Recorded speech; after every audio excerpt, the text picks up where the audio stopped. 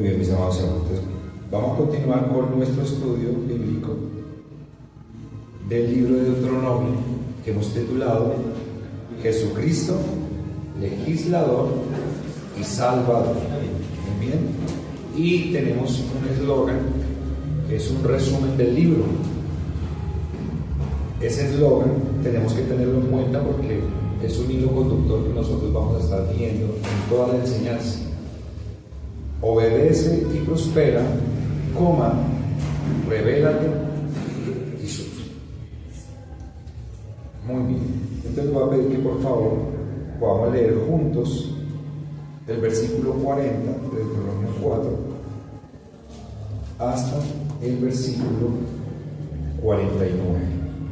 Dice la palabra del Señor: y guarda sus estatutos y sus mandamientos, los cuales yo te mando hoy, para que te vaya bien a ti y a tus hijos después de ti, y prolongues tus días sobre la tierra que Jehová tu Dios te da para siempre.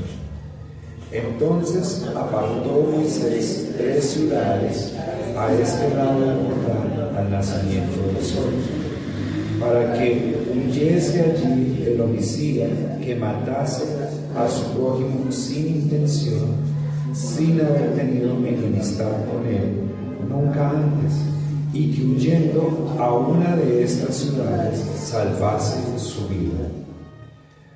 Vese en el desierto, en la tierra de la llanura, para los rubenitas, Ramón en Galaad para los gaditas, y Golán en Basán para los de Manasés. Esta pues es la ley que Moisés puso delante de los hijos de Israel. Estos son los testimonios, los estatutos y los decretos que habló Moisés a los hijos de Israel cuando salieron de Egipto, a este lado del Jordán, en el valle delante de Bet-peor, en la tierra de Sehón, rey de los amorreos, que habitaba en Hesbón, al cual derrotó Moisés con los hijos de Israel cuando salieron de Egipto, y poseyeron su tierra y la tierra de Og, rey de Basán, 2 reyes de los amorreos que estaban de este lado del Jordán al oriente, desde Aroer, que está junto a la ribera del arroyo de Arnón, hasta el monte Sión, que es Hermón, y todo el Arabá de este lado del Jordán al oriente, hasta el mar de Arabá, al pie de las laderas del Pisga. Amén. Bueno, mis amados hermanos, vamos a continuar con esta introducción que estamos haciendo al grueso, potente ya que tenemos por delante de la enseñanza de Deuteronomio. Recordemos que el esfuerzo que tiene acá Moisés en el tratamiento que está dando en el discurso a la nueva generación de israelitas que van a entrar a la tierra prometida tiene que ver con la ley, ¿sí? Con la ley. Y ya ven, y si ven que sigue en el capítulo 5, ¿no? Los 10 mandamientos. Entonces continuamos en esta sección introductoria donde ya se nos han dado unos pincelazos acerca de lo que va a venir a tratar el texto, el tema, pero el grueso, nos vamos acercando al grueso. ¿Cuáles son esos pincelazos? Pues el primer mandamiento de la ley de Dios tiene que ver con la forma como nosotros lo adoramos, le rendimos tributo, ¿cierto? Con la adoración al Dios verdadero. Ya en el capítulo 4 nos ha empezado a decir sobre la idolatría, sobre las consecuencias de la idolatría y lo importante de que guardemos nuestra alma de cualquier tipo de idolatría. Después de eso, empezamos a hablar acerca de la grandeza incomparable de Dios, como un Dios que es fuego consumidor, un Dios que es de máximo respeto, pero como un Dios también que es lleno de misericordia para con sus hijos y que también pues nos infunde mucho respeto por esa misericordia maravillosa que nosotros tenemos. También estuvimos viendo a nuestro Dios como un ser todopoderoso que se manifiesta de una manera magistral en la historia de la humanidad, en la historia de su pueblo, que ha dejado un registro verificable en el texto a través de países, de ciudades, de gentes que realmente existieron y que se pueden comprobar en la historia, de personajes bíblicos muy importantes dentro de la historia, de una temporalidad que se puede también verificar en la historia, y que pues eso nos da a nosotros un material abundante para que nosotros podamos apreciar esa grandeza de nuestro Dios.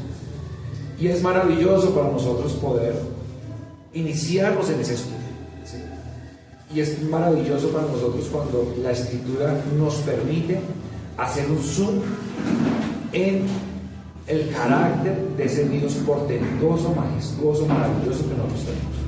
Eso es maravilloso, es una gran riqueza para nosotros, ¿sí? Pero recordemos que el estudio de las Escrituras está completo cuando nosotros podemos ver a Dios, ver el carácter de Dios, conocer a nuestro Dios, pero paralelamente nosotros también podemos conocernos a nosotros mismos, ¿sí? Ahí ese conocimiento es un conocimiento completo, porque de la manera como nosotros nos conozcamos, también nosotros tenemos herramientas para responder ante ese maravilloso Dios que nosotros estamos conociendo. Entonces, este texto que vamos a estar estudiando hoy nos hace aterrizar un poco, descender a la realidad nuestra, que nos exige a nosotros una respuesta práctica frente a esas maravillas del Dios, que es un Dios maravillosamente misericordioso, que es un Dios digno de temor, ¿no? Pero que nos exige a nosotros una respuesta real, responsable, frente a esa magnificencia. O sea, no estamos acá simplemente dando un conocimiento para el intelecto, ¿sí? Porque no tendría sentido, menos en una iglesia, cuando la intención de los sermones que nosotros trabajamos con la iglesia son sermones pastorales. Tiene que haber una respuesta práctica de parte del pueblo para con Dios, que es un Dios todopoderoso, un Dios majestuoso, un Dios maravilloso. Y si ese conocimiento y esa respuesta no es una respuesta transformadora de nuestra vida, pues entonces, ¿para qué el conocimiento? Entonces, vamos a ver, mis amados hermanos, a través de este pasaje, no solamente quién es Dios, que ya lo hemos visto, sino vamos a estar estudiando cómo su pacto, que ya lo hemos venido tocando varias veces en este capítulo 4, ese pacto nos brinda como pueblo de Dios seguridad, pertenencia y dirección. Esas tres cositas. Entonces el título de la enseñanza de esta mañana es bendición, refugio e identidad. Bendición, refugio e identidad. Bien. Y el primer punto de esta enseñanza en esta mañana lo hemos titulado la bendición de la obediencia.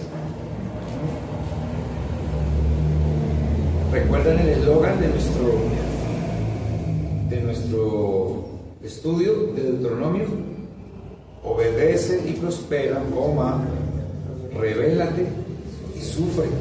Bueno, vamos a leer el versículo 40 del capítulo 4, a ver qué nos dice. Primer punto, la bendición de la obediencia. Versículo 40. Dice la palabra de nuestro Señor: y guarda sus estatutos y sus mandamientos, los cuales yo te mando hoy, para que te vaya bien a ti y a tus hijos después de ti, y prolongues tus días sobre la tierra que Jehová tu Dios te da para siempre. Muy bien, acá estamos entrando en materia, mis amados hermanos. El Señor nos ha venido hablando reiteradamente de la importancia de guardar, ¿cierto?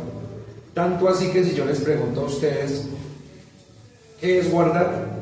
Muy seguramente ustedes ya lo tienen ahí en la punta de la lengua y están dispuestos a recitármelo como un lorito a una sola voz, porque hemos hablado tanto de guardar, ¿cierto? ¿Cierto que sí? Bueno, por si las moscas, no porque dude de ustedes, sino para usar el tiempo, vamos a recordar que guardar en el hebreo que se está hablando acá significa cercar. Guardar es cercar. ¿Sí? Es la misma palabra que se le entregó a Adán cuando se le puso en el huerto del Edén para que lo labrase y lo guardase, para que lo cerque. ¿Sí? Es decir, le está diciendo, esto está bajo su responsabilidad, bajo su arbitrio, ¿sí? Y está en usted y depende de usted que lo trabaje, que lo prospere, que lo haga producir, que lo utilice bien, que sea beneficiado de eso que yo le estoy dando. ¿Sí? Es como un capital, se le está entregando un capital, o es como lo que nos dice la palabra de Dios en las parábolas de los talentos y de los dones. ¿Sí? Dios le entregó a cada uno sus dones, a cada uno sus talentos, y se los da para que los guarde. O sea, es importante que nosotros hagamos una referencia en ese significado de esa palabra, porque si nosotros nos quedamos solamente en el español, a nosotros nos parece que el trabajo de guardar es simplemente custodiar, ¿sí? Meterlo en la caja fuerte, ¿sí? Y recordemos que quien hizo eso en las parábolas de los talentos y de los dones fue duramente censurado por su Señor, porque él dice, Señor, pues tú me diste un talento, pues aquí te lo devuelvo. Y eso no le gustó al Señor. El Señor dijo, es que yo no doy talentos para que me los guarden, para que me los calienten y se devalúen. El Señor es un financista excelso, el mayor de todos. Yo les lo entrego a ustedes para que produzcan y para que me entreguen a mí resultados de esa producción. Entonces, si simplemente se guarda ese talento, ese don, no estamos haciendo bien el trabajo. No es para guardarlo como lo guardaríamos en el español, es para guardarlo como se guarda en el hebreo. En el hebreo guardar es producir, es multiplicar. Amén. Entonces es muy importante esa observación para nosotros poder avanzar, mis amados hermanos. Porque lo que nos está dando acá, el versículo 40, es una promesa. A nosotros que nos gustan mucho las promesas, pues aquí nosotros estamos encontrando una promesa introductoria de qué va a suceder si nosotros ponemos en práctica esta ley que se nos está entregando en Deuteronomio. Hay un compromiso, estamos hablando de pacto, ¿no? Hemos venido hablando de pacto, la palabra de Dios es el pacto, es el contrato. Bueno, el contrato estipula que si nosotros obedecemos la palabra de Dios, vamos a tener como una consecuencia la promesa de bienestar de una larga vida en la tierra que Dios nos ha puesto, en la tierra que Dios nos ha dado. Y que esa bendición no es solamente una bendición para nosotros, no es solamente una bendición para mí guardar la palabra de Dios. ¿A quiénes alcanza? ¿Sí? Fíjense, mis amados hermanos, que esto está en los 10 mandamientos, pero está también en el preludio, en la anticipación, ¿sí? Antes de empezar nosotros a trabajar el material, el insumo físico de los mandamientos, ya Dios nos está reiterando algo que debe quedar grabado en nuestro corazón, mis amados hermanos, y es ese valor extensivo que tiene la obediencia en nuestras vidas frente al entorno que nosotros tenemos, ¿sí? Porque dice, si ustedes guardan los estatutos y los mandamientos, te va a ir bien no solamente a ti, sino a tus hijos después de ti, y vas a tener largos días sobre la tierra que Jehová tu Dios te da para siempre. ¡Qué bendición! ¡Qué alegría que nosotros podamos tener una vida que sea una vida de sentirnos bendecidos, de sentirnos plenos, una vida de disfrute, pero una vida de disfrute en Dios, una vida de disfrute en Cristo, ¿sí? No una vida de disfrute como el mundo, ¿no? Porque el mundo trabaja detrás del dinero, trabaja detrás de la fama, trabaja detrás del poder, trabaja detrás de muchas cosas materiales y ni aún así se siente lleno, se siente pleno. Pero la llenura que nos da el Señor Jesucristo está sustentada en su verdad. Es una verdad tan satisfactoria que teniendo mucho menos que las cosas que pudieran alcanzar muchos otros, nos sentimos llenos, nos sentimos satisfechos y sentimos que estamos caminando con un propósito en nuestras vidas que nos anima a vivir y que hace que nuestra vida sea una vida de disfrute, que la vida de nuestros hijos sea una vida de disfrute, mis amados. Desafortunadamente nosotros nos estamos encontrando en una época donde el nivel, la estadística de suicidios de jovencitos se está disparando, está aumentando de una manera muy intensa. Y uno dice, ¿pero por qué sucede eso? ¿Sí? Antes las estadísticas eran de personas mayores, de personas que no alcanzaban su realización en cierta edad y eso le generaba un gran peso.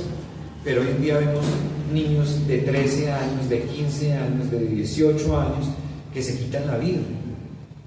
Y eso lo hemos experimentado en nuestras vecindades, o sea, no son cosas de lejos. Y dicen, ¿por qué sucede eso? Si vivimos en una época donde los papás, difícilmente hay una casa donde no haya un televisor. Difícilmente en estas ciudades, y más sucede en las ciudades, difícilmente tenemos casas donde no tengamos acceso a la energía, a la internet.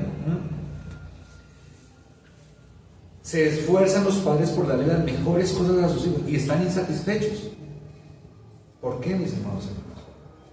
Porque entre más comodidades nosotros alcanzamos, entre más satisfacción física nosotros cubrimos, más se delata la necesidad personal, la necesidad intrínseca del individuo que está en su espíritu, que está en su ser más lo que es el alma, lo que hemos venido hablando de lo que es el ser, la esencia que Dios nos ha dado, la esencia que Dios nos ha compartido. Y nosotros tenemos que prestarle atención a eso, porque la solución a esa satisfacción personal no está en esa carrera del mundo, sino está en la palabra de Dios. Y aquí nos está diciendo, la obediencia es la que va a traer ese bienestar que nosotros podemos tener. Algo importante que nos va a mostrar este versículo, mis amados hermanos, el versículo número 40 de Deuteronomio 4, es que la bendición no es un pago transaccional, ¿sí? No nos está diciendo Dios, papito, pórtese juicioso y yo lo premio, así como nosotros trabajamos con nuestros hijos. Papito, lave la loza y le doy 2.000 para que salga a comprar algo. Papito, gane el año y yo le compro la patineta, ¿sí? Papito, si usted hace tal cosa, entonces yo lo beneficio, lo dejo salir a que juegue. A veces hemos sido tan mal educados en nuestras casas, a veces nosotros educamos tan mal a nuestros hijos, que cuando nosotros leemos un texto de estos, nosotros tenemos la tendencia a pensar que esto es una oferta transaccional, al punto que cuando nos pasan cosas nosotros decimos, Dios, ¿por qué me está castigando? O cuando nos va viendo, es que, a ver, yo qué hice, sí, es que como yo fui el domingo a la iglesia, entonces Dios me está bendiciendo. Eso fue porque yo ayudé en tal cosa, entonces Dios me está bendiciendo. Es una mala forma de interpretar las escrituras y el carácter de Dios. No es transaccional la forma como Dios opera en su palabra. Es una forma natural. Lo que nos está diciendo el texto, mis amados hermanos, es que tener bendición es un fruto natural de vivir una vida obediente a Dios, ¿sí? Si usted siembra un árbol de limón, usted no está esperando que le crezcan papayas allá, ¿cierto? Ni lo contrario. O sea, usted sabe que el efecto natural, la consecuencia natural, tiene que ser de la obediencia la bendición, ¿sí? No portarme bien, ¿sí? Porque nosotros pensamos, es que yo me porto bien, es que yo no le hago daño a nadie, no, es que yo soy bueno, yo soy generoso, yo antes ayudo a muchas personas. No es eso lo que nos está diciendo la palabra de Dios. No es portarnos bien en nuestro fuero interior, en nuestra forma de nosotros pensar qué es lo correcto. No es eso lo que nos está diciendo el texto. El texto está diciendo claramente que la bendición viene como consecuencia de guardar sus estatutos y sus mandamientos. Eso es lo que nos está diciendo Moisés en el versículo 40.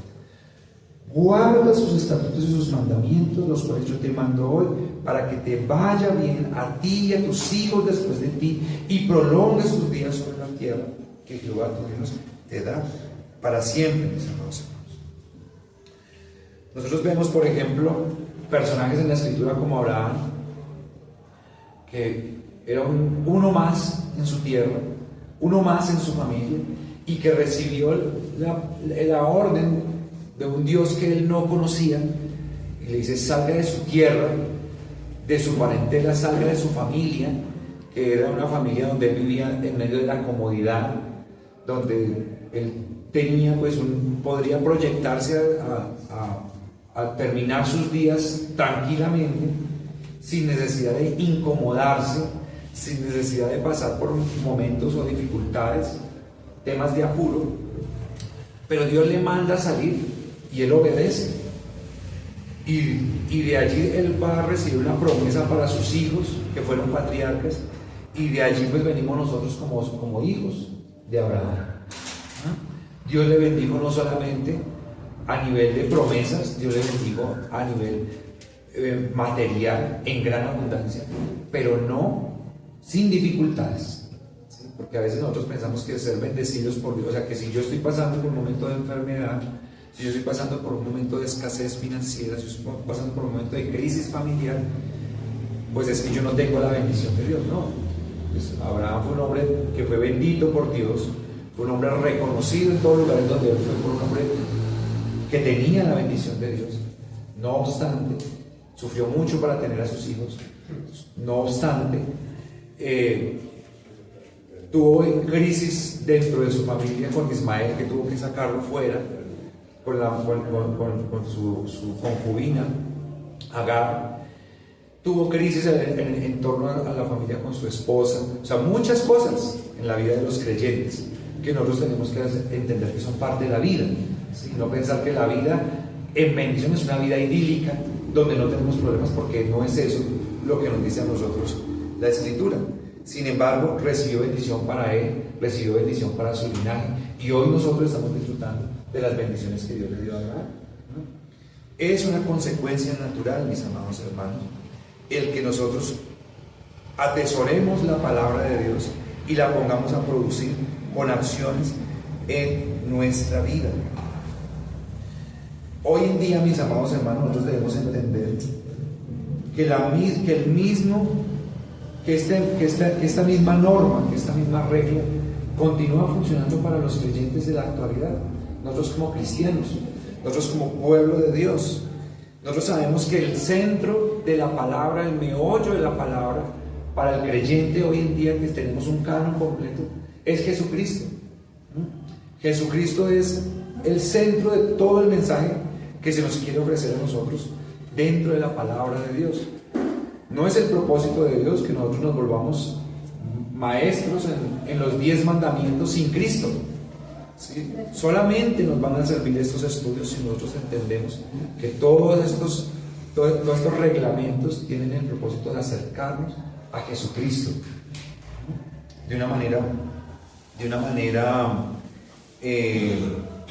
de un entendimiento superior que nosotros tenemos siendo el pueblo de Dios de esta época. Si nosotros, mis amados hermanos, obedecemos en Cristo, nosotros tenemos bendición para nosotros y bendición para nuestros hijos. Recordemos, ¿y por qué hacemos este balance dentro del recurso que se está estudiando hoy? Porque hay gente que se vuelve especialista en la ley, ¿sí? Hay gente que puede dar un desarrollo de estos textos mucho más profundo, por supuesto, en el idioma original, pero se mantienen anclados a la norma de este texto en la antigüedad, que era: si haces esto, viviréis. ¿Sí? Si tú haces esto, por el cumplimiento de estas normas viviréis, fue lo que le dijo Moisés. Pero recordemos que esto hace parte también de un pacto antiguo, donde el pueblo tuvo que estrellarse con la realidad de que no era capaz de encontrar la redención por obediencia. Y que el objetivo de este texto, ya cuando tenemos el canon completo en Jesucristo, es que nosotros aprendamos a obedecer, a apreciar, a amar, a buscar esta ley, pero únicamente es útil en Cristo Jesús. ¿Sí? Entendiendo que somos insuficientes, entendiendo que solamente Cristo es el cumplidor perfecto, pero que a la medida que nosotros nos apeguemos a estas normas tienen la facultad de bendecirnos en nuestra vida diaria, en nuestra vida cotidiana. Si usted coge una matica y le echa, yo no sabía eso, me lo enseñó una amiga, yo le decía, le compré, veo esa planta que usted tiene, está muy floreciente. ¿Qué hizo? Yo la aboné, le compré un abono y se floreció. Ay, qué bueno. Entonces yo fui y compré un abono, se le puso el abono a la planta, pero la planta no floreció. Y le dije a mi amiga, vean que yo le puse compré un abono como tú, se lo puse en la planta y la planta no floreció. Dijo, no, es que hay que comprar un abono específico que se llama así, y si usted le pone ese abono, la mata florece. Se le compró el abono, se le puso el abono y la planta floreció. ¿Sí? Es ciencia pura, ¿sí? Es naturaleza pura. Aquí estamos hablando de naturaleza pura. Si nosotros obedecemos a los mandamientos, tenemos bendición por consecuencia natural. Esto no es una magia, esto no es un milagro, esto es una cosa por fuera pues del espectro de lo que Dios creó, ¿no? Consecuencia natural. Amén. Deuteronomio 5:33. Andad en todo el camino que Jehová vuestro Dios os ha mandado, para que viváis y os vaya bien, y tengáis largos días en la tierra que habéis de poseer. Deuteronomio 11, del 26 al 28. He aquí yo pongo hoy delante de vosotros la bendición y la maldición. La bendición, si oyereis los mandamientos de Jehová vuestro Dios, que yo os prescribo hoy. Y la maldición, si no oyereis los mandamientos que de Jehová vuestro Dios, y os apartaréis del camino que yo os ordeno hoy, para ir en pos de dioses ajenos que no habéis conocido. Juan 14:21. El que tiene mis mandamientos y los guarda, ese es el que me ama, y el que me ama será amado por mi Padre, y yo le amaré y me manifestaré a él. Entonces es importante que nosotros podamos tener siempre presente el tema de y los guarda, porque nosotros pensamos que eso de echarlo en el bolsillo y no volverlo a sacar por allá, ¿sí? No, los guarda es producir, es poner en práctica. Bendición, refugio e identidad. Dijimos que el primer punto fue la bendición de la obediencia, y el segundo punto, ahora, la provisión de un refugio. Y les voy a pedir que lean conmigo los versículos 41 al 43. Entonces apartó Moisés 3 ciudades a este lado del Jordán, al nacimiento del sol, para que huyese allí el homicida que matase a su prójimo sin intención, sin haber tenido enemistad con él nunca antes, y que huyendo a una de estas ciudades salvase su vida. Beser en el desierto, en tierra de la llanura para los rubenitas, Ramot en Galaad para los galitas, y Golad en Basán para los de Manasés. Moisés en esta ley que les está entregando al pueblo está haciendo algo que no tiene precedentes en la historia de los pueblos circundantes, que era que de las ciudades que iban a ir conquistando, que eran múltiples, ¿sí? Habían conquistado un terreno, dijimos, cuando estudiamos este pasaje, que era más o menos de un tamaño de lo que es El Salvador en este momento. Era un terreno importante, y de allí iban a tomar algunas ciudades para que dentro de las sociedades que tenían dificultades, de una situación pues que a uno le parece que no es una situación que se presente mucho, pero Dios estipuló que en realidad sí es algo que se presenta, ¿sí? Y era que cuando alguien tenía un altercado con otra persona y esa persona lo quería matar, esa persona tenía un sitio de refugio donde huir, donde esconderse, donde protegerse, mientras se solucionaban esos conflictos, que eran conflictos legales dentro de la sociedad hebrea del momento, ¿sí? Esas ciudades al interior también tenían unos ancianos. Esos ancianos eran personas, pues, de los que habían llegado ahí, que les había tocado refugiarse por algún problema que tenían. Los más viejos, pero entre los más viejos escogían a los más sabios, a los más capacitados, y ellos eran los que gobernaban esas ciudades. Cuando llegaba una persona y le preguntaban: ¿qué problema tuviste? Decían: no, estaba trabajando con el vecino de al lado, estaba ayudando, me contrató, eché el hacha le salió del cabo, le pegué a la persona que estaba trabajando conmigo, se murió, y ahora la familia me está buscando porque me quieren matar para vengar a mi amigo, pero yo no tuve la culpa, no fue mi intención, no fue mi deseo cometer esa infracción. Entonces, mientras se resolvía todo el tema legal con los ancianos del lugar, recuerden que los ancianos funcionaban como unos peritos investigadores.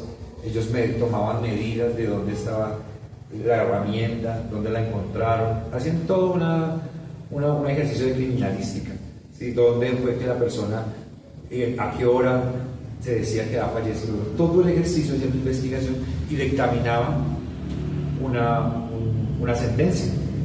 Y esa sentencia, si la persona lo había matado a propósito, ¿cuál era la sentencia? Pena capital. Pero si eso no se podía determinar con certeza, cabía la duda. Recuerden que cuando se dictaba una sentencia, si no habían testigos, los que dictaban la sentencia, que eran los jueces, que eran los ancianos, ellos tenían que tomar el lugar de los testigos. ¿Se acuerdan que hablamos de que los testigos en un juicio, ellos eran los que cogían la primera piedra, y los que tenían que asesinar a la persona que estaban diciendo: yo lo vi que lo mató? Así se hacía la justicia, de tal manera que si ellos estaban mintiendo, pues ellos estaban incriminando, y ahora estaban cometiendo un doble pecado más grande, porque ahora estaban asesinando a una persona inocente. Pero si eso no habían testigos, pues quienes debían tomar la piedra de primeras eran los jueces, que eran los que lo estaban pues estaban llevando todo el caso, y se estaban dando cuenta que se ha cometido el asesinato. Entonces, muy interesante esto, mis amados hermanos, porque no encontramos en las Escrituras que Dios en la ley haya mandado la cárcel. Las cárceles no son una orden bíblica. ¿Sí? La mayoría de los delitos que eran punitivos graves tenían como consecuencia la muerte. Es decir, el Estado no se grababa teniendo que mantener a una persona toda la vida, dándole alimento, disponiendo de un lugar para ellos, haciendo una cantidad de cosas. No, eso no está en el gobierno teocrático que Dios estableció. No hay esa orden, ¿sí? Si era muy grave el asunto, sencillito, ¿sí? Tenía que morir y ya, y se saneaba la sociedad. ¿Por qué se saneaba la sociedad?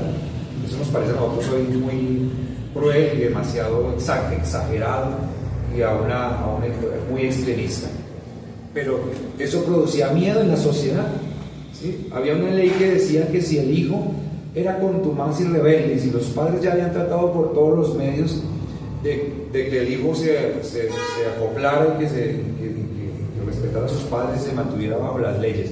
Y ellos lo llevaban ante los ancianos y le decían: mire, mi hijo es contumaz y rebelde, tenía pena de muerte, tenía pena capital. Entonces, eso es una cosa súper brusca, una cosa súper terrible. Pero díganme ustedes si a un hijo no le daba miedo portarse mal, ¿sí?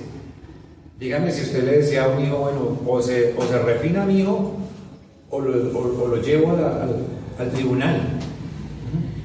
Si una persona decía: no, pero si a mí me encuentran acá cometiendo un acto indebido, yo lo pienso 2 veces, ¿cierto? Entonces, ese es el aspecto importante de la ley, porque las normas no solamente tienen un aspecto que es retributivo, sino también tienen un aspecto que es disuasivo, ¿sí? Que las personas teman a la ley. Y ese aspecto se estaba cumpliendo en esta orden que Dios le estaba dando. Allí tenía que huir las personas. Si una persona no se solucionaba el tema, esa persona tenía que quedarse allá en esa ciudad de refugio. Era como una consecuencia que había allí, que él tenía que ir viviendo. Y bueno, más adelante nos vamos a ir avanzando un poco más para poder, porque si les digo todo, entonces nos quedamos sin insumo para los próximos temas que vamos a estar hablando de las ciudades de refugio. Pero lo que sí es importante en este texto es que ya nos está mostrando la ley que hay de parte de Dios una previsión para que haya un acto de diferenciación de lo que es un pecado accidental y un pecado deliberado, ¿sí? De que en las sociedades se presentan esas realidades aún en el pueblo de Dios. O sea, nosotros, hermanos, creemos que porque somos cristianos no nos podemos morir, que porque somos cristianos, que porque el pastor es cristiano no puede morir violentamente. O sea, como él es cristiano, pues el pastor no le pudiera dar un tiro en la cabeza, en un atraco o en alguna cosa, porque como es el pastor, y si eso pasa, pues es que el pastor estaba en pecado, ¿no? O que nosotros no podemos vivir una situación de un accidente grave o de que se nos fallezca un ser querido, porque nosotros pensamos que pues eso entre el pueblo de Dios no debiera pasar. Sin embargo, Dios acá nos está mostrando que Él había previsto que dentro de su pueblo se podrían presentar situaciones muy complejas que podrían dividir las opiniones de las personas que participaban en ellas, en el pueblo, y que pues una solución prudente era que hubiese un lugar donde se pudiera resguardar a una persona que se hubiera inmersa en una situación que probablemente sería una situación de injusticia. Se lo quieren matar por venganza, pero no cometió el delito, pero alguien se quiere vengar. Ay, ¿cómo así? ¿Hay personas vengativas dentro del pueblo de Dios? ¿Había personas vengativas? No, eso debe ser en otros pueblos. Bueno, pues acá nos está diciendo la palabra de Dios que habían personas que querían matar por venganza a una persona que no se había comprobado, pero que una persona cegada por su pérdida podía tomar la decisión de perseguirla y buscar matarla. Y Dios nos muestra, mis amados hermanos, que Dios tiene cuidado aún de esas personas que han tenido un pecado que es accidental y que Dios tiene misericordia, ¿sí? Eso es muy interesante, mis amados hermanos, porque es Dios teniendo en cuenta unas posiciones en unos grises que a veces para nosotros es muy difícil calcular, ¿sí? A nosotros cuando nos sucede eso, por ejemplo en nuestra iglesia, y uno de nuestros hermanos sabemos que cayó en un pecado, y es un pecado públicamente oneroso, o un pecado que generalmente es complejo, pues nosotros de una vez decimos, bueno, ¿cuándo le caemos con la disciplina? ¿Sí? ¿Cuándo lo aplastamos? Ese debe ser que no era parte del pueblo de Dios, ¿sí? Lo más seguro es que ese no era parte del pueblo de Dios. Eso lo más seguro es que se nos filtró un impío, porque a nosotros nos cuesta mucho poder ver en esos grises que Dios ve claramente, ¿sí? De que todos somos pecadores de que dentro del pueblo de Dios continuamente nosotros estamos pecando, que a veces unos pecados de algunas personas salen a la luz y salen a la luz visible, que todos nos damos cuenta. Hay otros pecados que a veces son peores y no nos enteramos, pero que Dios provee las condiciones necesarias para que aquel que ha pecado y que se encuentra en esos grises pueda correr y refugiarse a Él.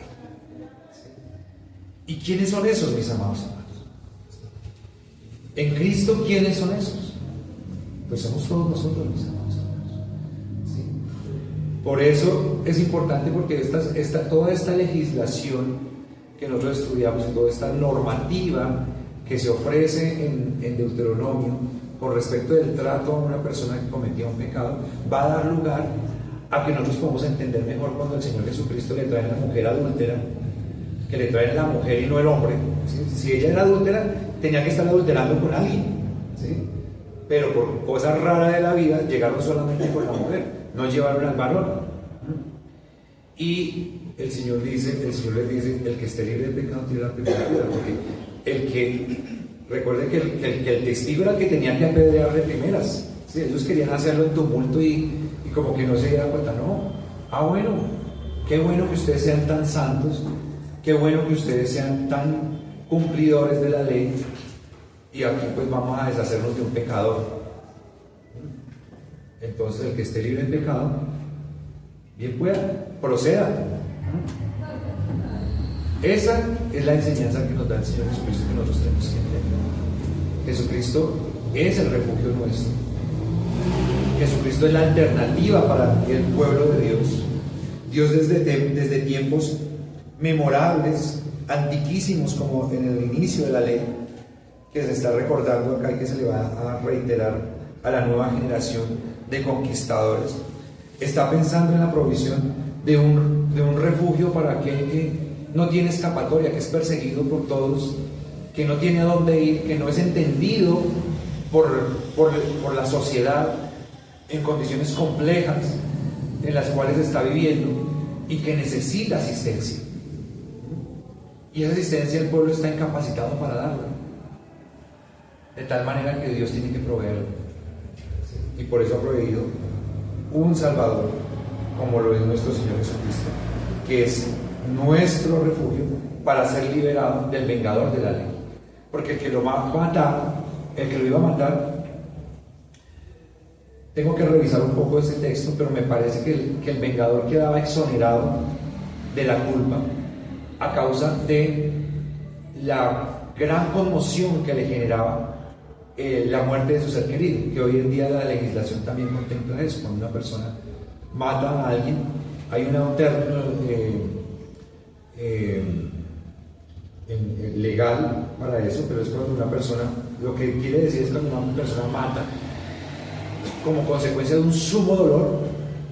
Eso es un atenuante a la condena, que es distinto a cuando una persona, por ejemplo, mata con sevicia, o cuando una persona ha anticipadamente planificado un asesinato con la mente fría, que eso es un agravante. Entonces, qué importante, mis amados hermanos, que nosotros podamos recordar a través de este texto maravilloso, porque nosotros no nos dice nada. O sea, si nosotros leemos que en un pueblo lejano, que en una época lejana, se apartaron 3 ciudades para que fuera ya una persona pues que tenía un problema, y uno dice, ¿y eso a mí qué me dice? ¿Sí? ¿Y eso a mí qué hoy? Pero es bueno que nosotros lo podamos entender desde el carácter de Dios, desde el pensamiento condescendiente del Salvador para con cada uno de sus hijos. Porque estamos hablando acá de Dios, y recordemos que Dios es uno: Padre, Hijo y Espíritu Santo. Acá está Cristo. Cristo es quien legisló esta ley. Por eso el título de nuestra enseñanza, mis amados hermanos: Jesucristo, legislador y salvador. Quien ordena la ley y se la entrega a Moisés es Dios. ¿Quién es Dios? Cristo, ¿cierto? ¿Quién es el Dios revelado a los hombres? El nombre, sobre todo nombre, entregado a nosotros: Cristo. ¿sí? No tenemos el nombre de otro Dios, ¿no? Porque el nombre registrado que nosotros tenemos como Jehová es un nombre que abarca a toda la deidad. Jehová no es el nombre del Padre, ¿no? Jehová es la deidad compuesta, ¿cierto? Padre, Hijo y Espíritu Santo. Yo soy el que soy. ¿Quién dijo yo soy el que soy? ¿Quién dijo yo soy? Yo soy el pan de vida, yo soy el agua viva. ¿Quién dijo eso? Jesucristo. O sea, la cara visible que se ha dado de la deidad para nosotros es Jesucristo.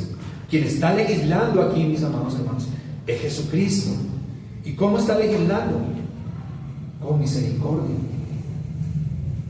con previsión del pecado, de la maldad nuestra, y anteponiéndose como un refugio fiel, seguro, para que nosotros podamos acudir a Él en nuestras necesidades.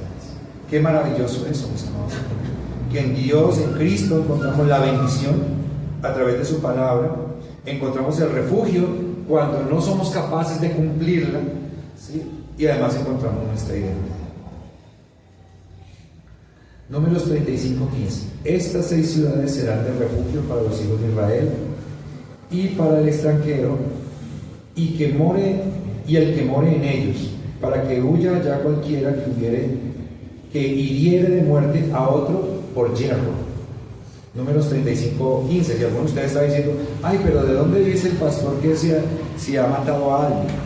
Pues acá nos está diciendo en este otro versículo, y esto es una ley institucionalizada en el pueblo de Dios. O sea, no solamente fueron en estas ciudades que estuvieron antes del Jordán, sino que cuando pasaron el Jordán y conquistaron los territorios restantes, también hubo ciudades de refugio. Salmos 46:1. Dios es nuestro amparo y fortaleza, nuestro pronto auxilio en las tribulaciones. Proverbios 18:10. Torre fuerte es el nombre de Jehová, a él correrá el justo y será levantado. Tercer punto de nuestra enseñanza, mis amados hermanos: el fundamento de nuestra identidad.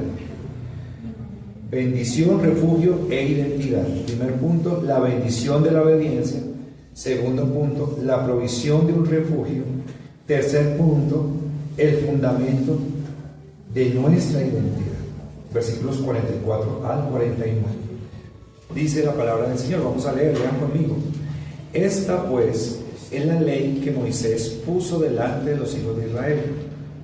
Estos son los testimonios, los estatutos y los decretos que habló Moisés a los hijos de Israel cuando salieron de Egipto, a este lado del Jordán, en el valle delante de Bet-peor, en la tierra de Sehón, rey de los amorreos, que habitaba en Hesbón, al cual derrotó Moisés con los hijos de Israel cuando salieron de Egipto.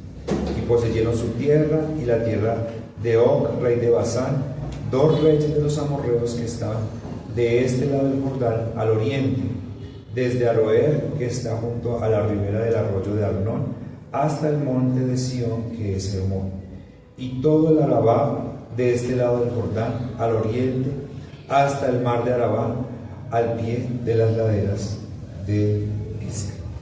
Pues toda esta información, mis amados hermanos, nosotros la leemos con clave en Cristo, ¿sí? Porque si no, pues es muy complejo para nosotros poder destacar algo para nosotros. Sin embargo, no es que sea un texto por allá, que nosotros no podamos corroborar, un texto que nos da información geográfica, información temporal, que nos aporte hoy en día, porque sí nosotros podemos rastrear esta información y podemos verificar las verdades que nos habla la Biblia.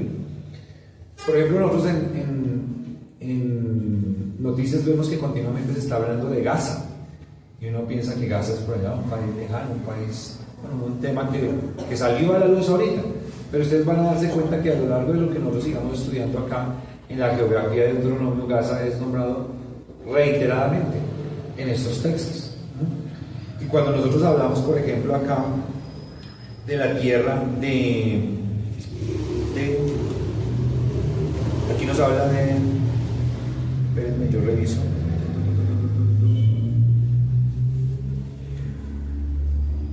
De la tierra de Basán, que yo les decía a ustedes que se habla que era una tierra fructífera, que hay un texto donde se habla criticando donde se hace como un símil entre unas mujeres pecadoras y que eran ricas, y que dice el profeta, no recuerdo si es Nahum, que les dice vacas de Basán, porque dice que estaban engordadas con su riqueza.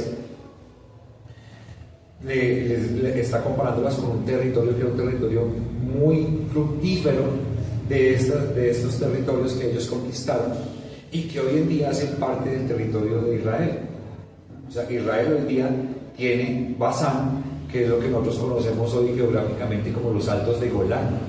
Los Altos de Golán que tiene Israel en este momento es este mismo territorio, es una tierra sumamente fructífera y es una tierra que hay unos altos que son estratégicos para que Israel en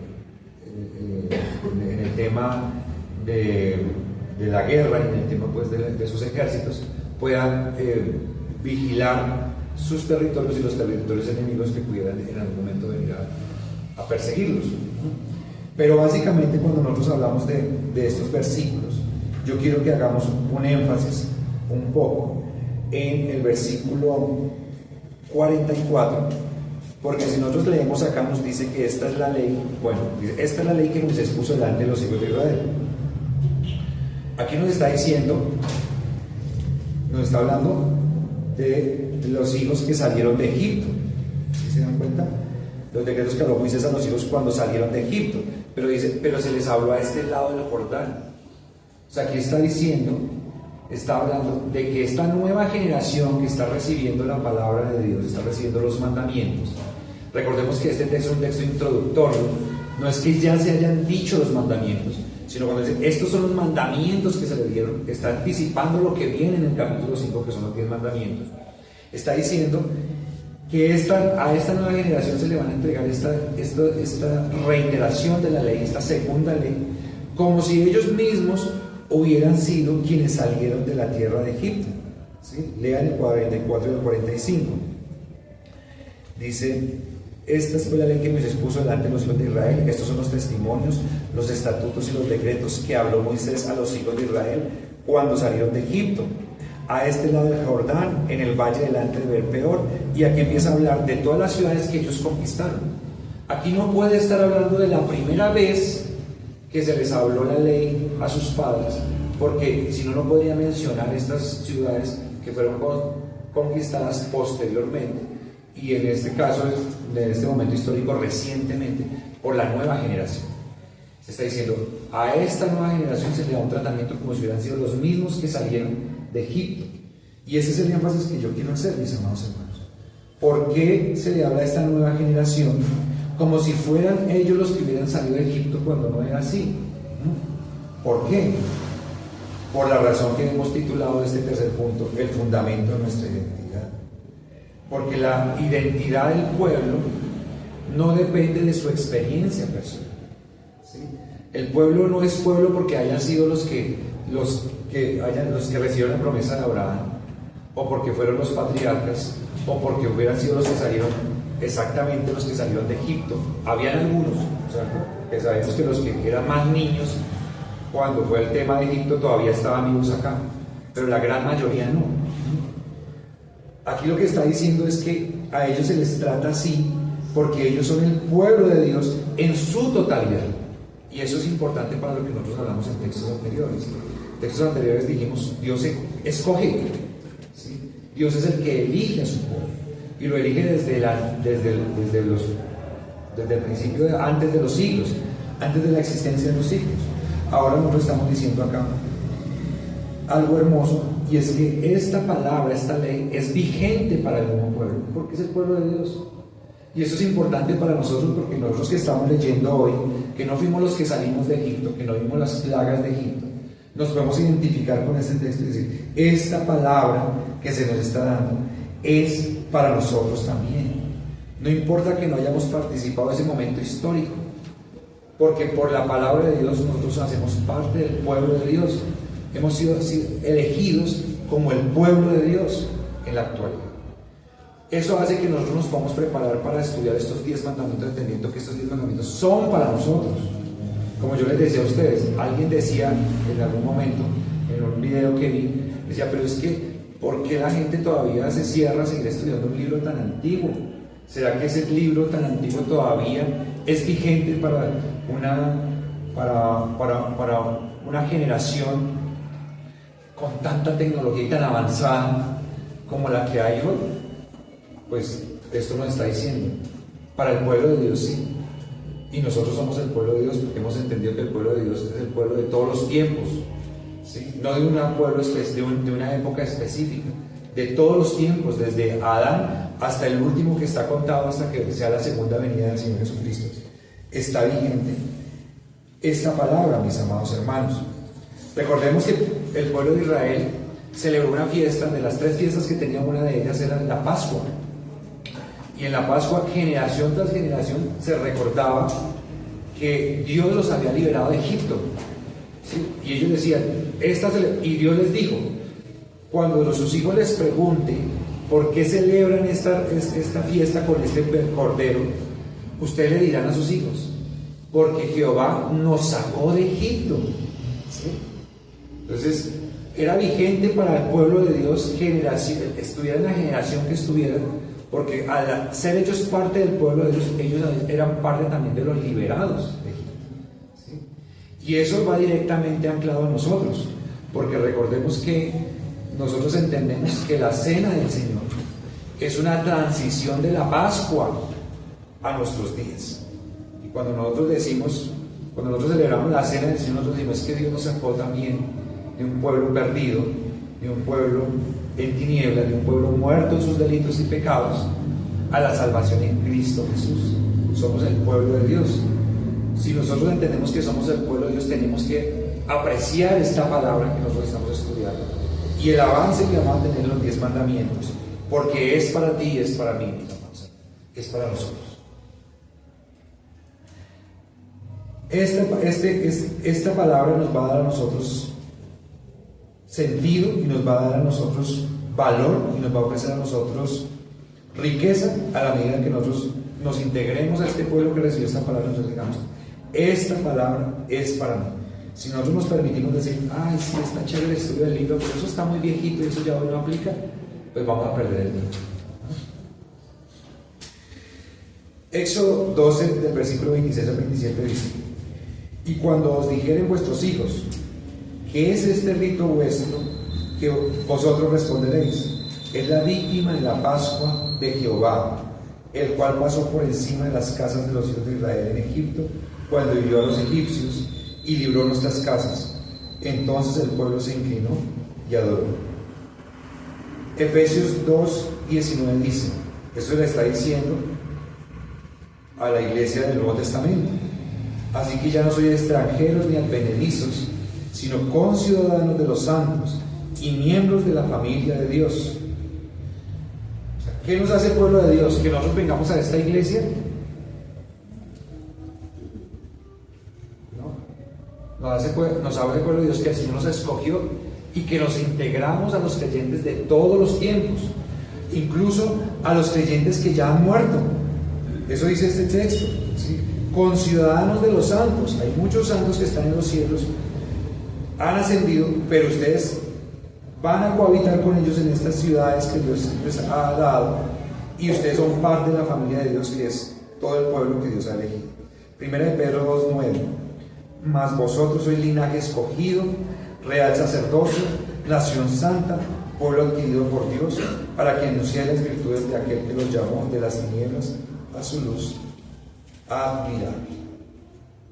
Entonces, mis amados hermanos, ¿qué tenemos como conclusión hoy de este texto? Bueno, primero, en Cristo tenemos nuestra bendición, obedeciendo su palabra, nuestro refugio que Dios ha predispuesto para nosotros, que es Cristo, y nuestra identidad, porque Dios nos ha permitido ser parte de su pueblo. Esas son las 3 conclusiones que tenemos. Pero además también podemos decir, mis amados hermanos, que la vida de los creyentes no está definida ni por sus logros ni por sus errores. No está definida por los logros. Si los logros hubieran definido el pueblo de Dios, mis amados hermanos, pues el conquistar la tierra prometida hubiera sido todo lo necesario para ellos. Pero ellos fueron definidos por la ley, por la norma que Dios les dio, que es una norma que nos permite tener refugio y tener identidad. Entonces, mis amados hermanos, yo no sé ustedes en qué situación estén hoy. Para mí esta semana fue una semana normal, de trabajo, una semana normalita. Pero hay días que venimos a la iglesia cargados, con problemas, con dificultades, como que nos sentimos el patito feo de Dios, no los más queridos, no los más cuidados, con quejas, con reclamos. Y si esa es la situación, mis amados hermanos, pues Dios nos está haciendo la invitación a que volvamos a creer que Cristo es nuestro refugio, que nos refugiemos en Él, que recordemos que somos parte de la familia de Dios, de su pueblo, y que nosotros podamos recordar también que no nos debemos cansar de hacer bien, no nos debemos cansar de ser obedientes, porque como dice la Escritura, a su tiempo segaremos si no desmayamos. Vamos a orar, mis hermanos. Señor, te amo, muchas gracias por esta preciosa mañana, por este precioso tiempo de estudio bíblico. Gracias por tu palabra, gracias por el estudio que tú nos estás dando del Deuteronomio. Gracias, Señor maravilloso, por recordarnos algo que a nosotros se nos olvida continuamente. Nosotros continuamente, cuando pasamos por dificultades, por adversidades, cuestionamos qué tan fructífero es que nosotros seamos obedientes a ti. Qué tan fructífero es que nosotros nos neguemos a tantas cosas por seguirte a ti. Si vale la pena, si esto sí me va a presentar utilidad. ¿Por qué vemos a otras personas que a nuestro criterio nos pareciera que están mejor que nosotros en muchos aspectos y nosotros sufrimos? Y te damos gracias, Señor, porque tu palabra es un manantial de vida que nos refresca cuando estamos en esa sequedad y que nos muestra que la verdadera bendición no es eso que nosotros a nuestro criterio humano observamos y que nosotros a veces, Señor, codiciamos, sino que la verdadera riqueza, la verdadera bendición es una consecuencia natural de tu palabra. Es esa paz, Señor, que sobrepasa todo entendimiento, que ninguna riqueza, que ningún bien material, que ninguna cosa nos puede dar. Y son esas bendiciones, Señor, que tú nos otorgas, también temporales, Señor, que nos llenan, que para otros, Señor, no son la gran cosa, pero nos llenan porque nosotros entendemos que proviene de ti. Te damos gracias, Señor, porque nosotros sabemos que aún en medio de los momentos más oscuros podemos correr a ti, Señor. Y en medio de las circunstancias donde nos sentimos más débiles, más apagados, más aislados, Señor, tú, con tu preciosísima palabra, vienes a nosotros y nos dices: no te sientas así, recuerda que yo soy tu Padre, recuerda que te he escogido y recuerda que haces parte de una gran familia, que es la familia de Dios. Te damos muchísimas gracias en el nombre de nuestro Señor Jesucristo. Amén. Gracias por quedarte hasta el final. Oramos para que esta palabra produzca fruto en tu corazón. Nuestra misión es que el Evangelio corra y sea glorificado. Si quieres unirte, puedes hacerlo de formas muy valiosas. Tus me gusta y comentarios nos ayudan a llegar a más personas. Cuando compartes este video, te conviertes en un misionero digital. Y si el Señor te mueve a sostener financieramente esta labor, tu ofrenda es fundamental. Puedes apoyarnos por Nequi si estás en Colombia o por PayPal desde cualquier lugar del mundo. Los enlaces seguros están en la descripción. Gracias por ser parte de lo que Dios está haciendo. Que el Señor te bendiga.